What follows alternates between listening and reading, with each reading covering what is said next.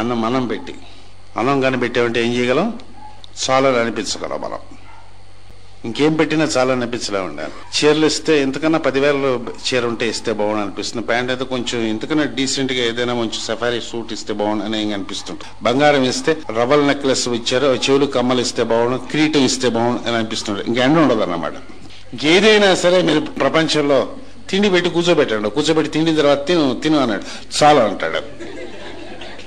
అంటే ఇంకక్కర్లేదు అనిపిస్తుంది, చాలా అని అనిపిస్తుంది. చూసారా, ఆ స్టేట్ ఆఫ్ మైండ్ ని తృప్తి అంటారు. అమ్మవారి సాన్నిధ్యం ఉండేవాడు, అమ్మవారిని జపం చేసేటటువంటి వారు, నిరంతరము ఆవిడ పాదములను నమ్మేటటువంటి వారు, శ్రీదేవి ఉపాసన చేసేటటువంటి వారికి ఇది కావాలనేది ఉండదు. వాళ్ళకి మనసులో ఉండదు ఆలోచన, వారికి లేనిదంటూ ఏమి ఉండదు. అలా ఉంటుంది కాబట్టి ఇలా ఉంటుంది. కావాలని గుర్తుపెట్టేటటువంటి ముష్టడితో సమానం అన్నాడు. మాస్టర్ గారు చెప్పినటువంటి కథ ఒకటి చెప్పి ఇంకా డీటెయిల్గా తర్వాత చెప్పుకుందాం. లక్ష్మీదేవికి ఇలాగే శ్రీదేవికి ఉపాసన చేసేట మీలాంటి వాడే పొద్దు నుంచి సాయంత్రం కూర్చోట 10 రోజులు అమ్మారు కనిపించింట. వీడేడి వాళ్ళ ఆవిడ పోయింది పెసరట్టు వేసుకోవడానికి, వీడికి పెసలు అది వేయించుకోవడం చేత కాదు, ఎక్కడెక్కడ దొరకలేదు. పెసరట్టు మీద వీడికి అలా వ్యామోహం ఉంది. అమ్మగారు అమ్మ ఒక పెసరట్టు కావాలన్నట్టు ఎవడ నాలాంటి వాడు. సో పెసరట్టే కదా, రోజుకో పెసరట్టు నీకు నీ దగ్గరకు వచ్చేటట్టుగా ఎన్ని కావాలంటే నువ్వు వచ్చాడు చేస్తాను ఆశీర్వదించి వెళ్ళిపోయింది. రెండో వాడి దగ్గరికి వెళ్ళింటే కొంచెం రవి లాంటి వాడు, కొంచెం వాడు ఇంటెలిజెంట్ కదా. వీడు అమ్మవారి దగ్గర కొడుక్కోవడం కూడా రాదు. అమ్మని తెలియదా, నాకు 10 ఎకరాలు ఇచ్చి తల్లి అందులో నేను పెసలు వేసుకుంటా అన్నాడు.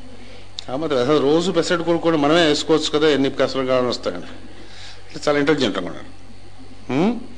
అదే గాయత్రి దాని దగ్గరికి వెళ్ళి అమ్మ ఏమిటి కావాలని నువ్వు లక్ష్మీదేవిని అడిగాడు. అదేంటది నేనే చూడు అభయం వరద ఉన్నాయి ఇవన్నీ ఉన్నాయని చెప్పింది, నాకు అనుమానంగా ఉందన్నట్టు. నువ్వు ప్రూవ్ చేసుకో, లక్ష్మీదేవి నువ్వు నాకు కనిపించిన తర్వాత నాకు ఇంకేదైనా కావాలనిపించింది అంటే నువ్వేం లక్ష్మీదేవి నీకు బాగుందన్నట్టు. సాక్షాత్కారం అమ్మ చెందినప్పుడు, తల్లి కనిపించినప్పుడు, తల్లి నిన్ను సాగుతున్నప్పుడు సమస్తము తల్లి ఇస్తుందని గుర్తుంచుకోవాలి, సమస్తము తల్లి తీసుకెళ్లిపోతుందని కూడా గుర్తుంచుకోవాలి.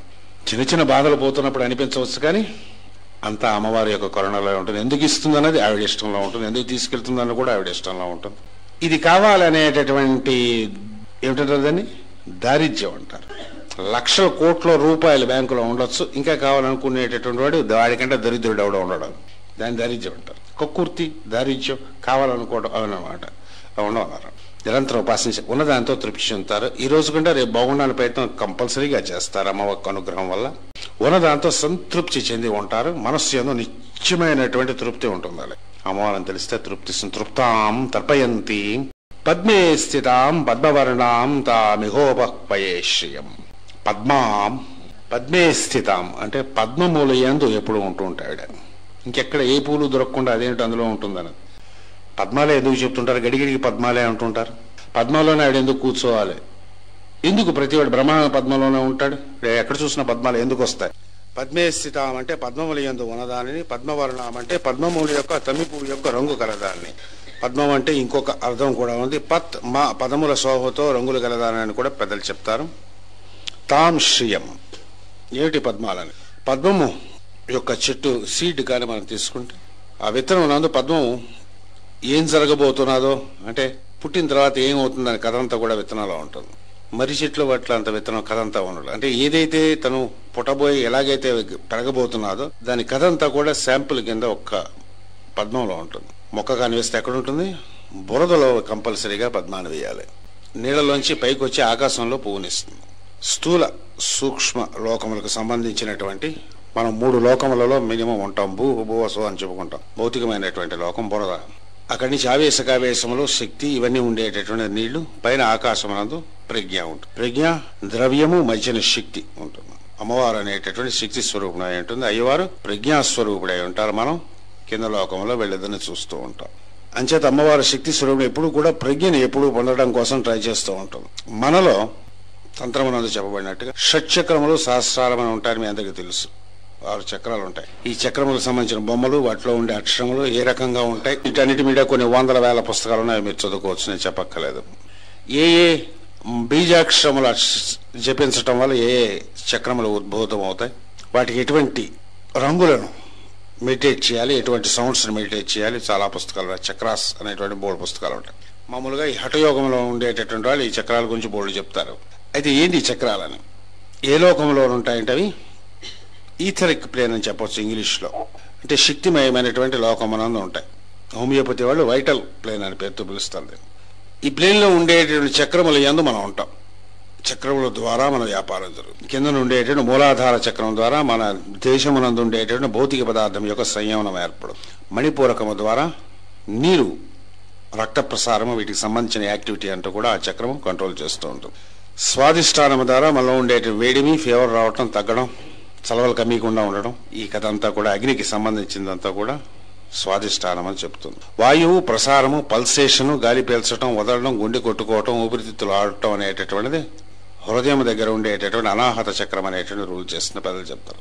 కాక చెప్పుకున్నాం మన విశుద్ధి చక్రం, ఆకాశంతో మనకు సంబంధం ఉండేటట్టు. ఇది కాక భూమధ్యమనందు ఆజ్ఞ అనేటువంటి చక్రం ఉంటుంది. ఇక్కడి నుంచి ఆజ్ఞ సమస్తమైనటువంటి వాటికి ఆజ్ఞ అక్కడి నుంచి ఇస్తూ ఉంటుంది. చెయ్యి లేవాలి అంటే ముందు లేవాలని అనుకోవాలి, ఆజ్ఞ ఇవ్వాలి, కమాండ్ వస్తుంది. వచ్చిన తర్వాత అప్పుడు చేయలేస్తుంది.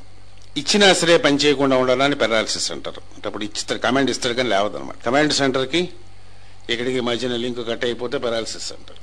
ఏ పని చేయాలన్నా, లేవాలన్నా, కూర్చున్నావాలన్నా, భోజనం చేయాలన్నా సరే, ఆకలి వేస్తే అన్నం తినాలన్నా, మంచినీళ్ళు తాగాలన్నా, అవి అడగాలన్నా, రక్త ప్రసారం చేయాలన్నా అన్నీ కమాండ్ చేసేటువంటి సెంటర్ ఉంటుంది. అంటే మనం ఇక్కడి నుంచి కమాండ్ చేస్తాం. కాక అక్కడి నుంచే కమాండ్స్ కూడా తీసుకుంటాం. ముఖ్యమైనటువంటి చక్రం ఇది ఒకటి. గురువు ఆజ్ఞను శిష్యునకు భ్రూచక్రం ద్వారా పంపిస్తాడు. అప్పుడప్పుడు ప్రేయర్ చేస్తున్నప్పుడు ఇక్కడ ఏదో గిలిగిలి అన్నట్టుకుంటుంది. కొంతమందికి దురదది వేస్తుంటుంది. ప్రేయర్ చేస్తున్నప్పుడు అనిపిస్తుంటుంది, ఆయన ఇలా గోక్కుంటూ ఉంటారు. యాక్చువల్గా ఆ టైంలో గురువు శిష్యుని కాంటాక్ట్ చేస్తాడు. గురువు ఎక్కడున్నా సరే పరమగురు అయినటువంటి భౌతికంగా కనిపించక్కర్లేదు, ఈ జన్మకంతా కనిపించక్కర్లేదు, అయినా మిమ్మల్ని డైరెక్ట్ చేయగలరు. నువ్వు ఉన్న చోటు నుంచి శిష్యుడిని ధ్యానం ద్వారా అవసరమైనటువంటిది ఏదైనా కమాండ్ ఇవ్వదలుచుకుంటే అక్కడే కూర్చుని తన సంకల్పం ద్వారా, తన భూమత్యం ద్వారా, హృదయం ద్వారా శిష్యుడి మీద పంపిస్తాడు. పంపిస్తే ఆజ్ఞాచక్రం ద్వారా మనం రిసీవ్ చేసుకుంటాం. రిసీవ్ చేసుకున్న తర్వాత మనం చాలా బిజీగా ఉంటాం. ఇంట్లో ఆఫీస్ పనులు, డబ్బులు, లెక్కలు అని కూడా, ఎల్ఐసి కట్టుకోవడం, ఇట్లా ఉంటాం, బిజీగా ఉంటాం. కాబట్టి గురువు పంపించినటువంటిది ఒక్కొక్కసారి మనకి అందకపోవచ్చు, కొంప మునిగిపోయినది. ఇలాంటి పూజలు ఏవైనా పెట్టుకుని దీక్ష తీసుకున్నప్పుడు ఎక్కువ సమయం దీని యందు వెచ్చిస్తాం. కాబట్టి ఇది కాక పౌర్ణమిల యందు, ఇటువంటి పుణ్యదినముల యందు గురువు శిష్యుని ఆశీర్వాదం అని చెప్తారు, కరెక్ట్గా ఆశీర్వచిస్తుంది. అంటే ఈ రాబోయేటటువంటి సంవత్సరం నందు మనకి ఏం జరగాలనేటటువంటి ప్రోగ్రాం ఏదైతే ఉంటుందో ఈ 9 రోజుల్లోనే ఇవ్వబడుతుంది. సంప్రదాయంలో ఉండేవాళ్ళు సమస్తమైన శుభములు జరగవలసినటువంటి గురువు ఏది నిర్దేశిస్తాడో దాని ప్రకారం జరగాలంటే తీసుకుంటే దానికి అష్టమి ముఖ్యమైనటువంటి రోజు. పూర్వం కూడా చెప్పుకున్నాం. అంచేతే ధ్యానం చేసేటప్పుడు కృష్ణుడు కానీ, పతంజలి కానీ ఎవరైనా ఏం చెప్తారు, ప్రాణాయామ వెన్నెముక నిరంగా పెట్టుకుని గాలి పీలుస్తూ ఎక్కడ పెట్టమంటారంటే భూమధ్యమునందు మనస్సు పెట్టమంటారు. మన స్థూల లోకములకు, సూక్ష్మ లోకములకు ఉన్నటువంటి సంబంధము కూడా భూమధ్యమునందు ఉండే ఆజ్ఞాచక్రం అనేది ఉంటుంది. ఇప్పుడు చెప్తూ ఉంటాను, రాత్రి పడుకునేటప్పుడు మనం నిద్రపోతున్నప్పుడు ఏం చేస్తామో మనకు తెలియదు. శవానికి మనకి పెద్ద తేడా ఏం లేదు. తేలినంటే పాములినా ఉంటే మీ ఆవిడ చేయి మీద పడ్డా అంతే, పిల్లల మీద వచ్చినా ఏమైనా సరే ఏం తేడా తెలియదు నిద్రపోతున్నప్పుడు. నిద్ర యందు లోపల ఉండేటువంటి జీవి ఏం చేయకుండా ఉండటం అంటే ఉండదు, తిరుగుతాడు. బయటకు వచ్చి నాభి దగ్గర ఉండేటటువంటి మణిపూరక చక్రం నుంచి బయటకు వస్తాడు. ఎంబ్లికల్ కార్డ్ అని ఒక కనెక్షన్ ఉంటుంది. మన స్థూల శరీరానికి సూక్ష్మ చుట్టూ దిగుతుంటాడు అన్నమాట. రాత్రి పడుకునేటప్పుడు ఏ సంస్కారములతో పడుకుంటాడో ఆ సంస్కారముకు సంబంధించినటువంటి లోకంలో తిరుగుతాడు. సినిమా చూడలేదు పడుకున్నాడు. ఒకటి సినిమాకి వెళ్ళిపోతాడు అన్నమాట. ప్యాకెట్ ఆడే వాళ్ళ దగ్గరికి వెళ్ళిపోతాడు అన్నమాట. గురుగారిని చూడలేదు, జపం చేస్తున్నాడు. జపం చేసేటటువంటి ఇక్కడ ఉంటారు. ఇప్పుడు ఎవడైనా నిద్రపోతున్నాడు అమెరికా అనుకోండి, ఇక్కడికి వచ్చి ఇక్కడ చుట్టూ ఉంటారు అన్నమాట. జపం చేసిన వాళ్ళు కూడా కూర్చుంటారు. మంచి ఎక్స్పీరియన్స్ వచ్చింది, మంచి కళ వచ్చిందని కొన్ని కళగా కిందకి ట్రాన్స్లేట్ అవుతాయి, కొన్ని పరిచిపోతా ఉంటాయి. కనెక్షన్ జాగ్రత్తగా లేనప్పుడు. నిద్రపోతున్నప్పుడు ఏం చేస్తున్నామో కానీ మనకి తెలియగలిగితే భౌతిక శరీరం వదిలి ఇంకొక శరీరం తీసుకున్నప్పుడు కూడా ఏం చేస్తున్నాం అనేటువంటి తెలుస్తుంది. ఈ జన్మలో దేహం వదిలేసిన తర్వాత వచ్చే జన్మలో దేహం తీసుకున్నప్పుడు కింద జన్మలో ఏం చేసేవనేది డీటెయిల్గా గుర్తుండడం అనేటువంటి ఒక విద్య ఉన్నది. ఆ విద్యను తెలిసినటువంటి వారిని చిరంజీవులు అని పేరుతో పిలుస్తారు. చిరంజీవి అంటే అలాగా సినిమా యాక్టర్ చిరంజీవి కాకుండా అలాగే ఆ శరీరాన్ని పెట్టుకుని ఒట్టుకొట్టుకుపోయేవాడు కాదు. చిరంజీవి అంటే దేహం వదిలినా సరే తను ఎక్కడి నుంచి వచ్చాడో, ఏం చేస్తున్నాడో ఆ పని నిరంతరం గుర్తుండేటటువంటి సామర్థ్యం ఉండేటటువంటి వాళ్ళని చిరంజీవులను పెడతారు. అట్లాంటి 47 మంది ఈ భూమి మీద నిరంతరం ఉండి మనకి ఆశీర్వచనం ఇస్తుంటారు. వారిని పరమగురువులు అనే పేరుతో పిలుస్తారు. మాస్టర్స్ అనే పేరుతో బ్లావెట్స్కి పిలిచిందని పెద్దలు చెప్తారు. మనం కూడా ఈ విద్యను నేర్చుకోవచ్చు. రాత్రి నిద్రపోయేటప్పుడు భూమధ్యమనందు మనస్సు పెట్టి గాలిని పీల్చి వదలటం అనేటువంటి ప్రాణాయామ ప్రక్రియ. వెళ్ళగల పడుకోండి, ఏం పర్లేదు అన్నాడు. పడుకుని గాలి పీలుస్తూ వస్తూ భూమధ్య మీద పడుకుని నిద్రపోవటం అనేటటువంటి ఒక 7 సంవత్సరాలు నేర్చుకోవాలట. Minimum 7 years.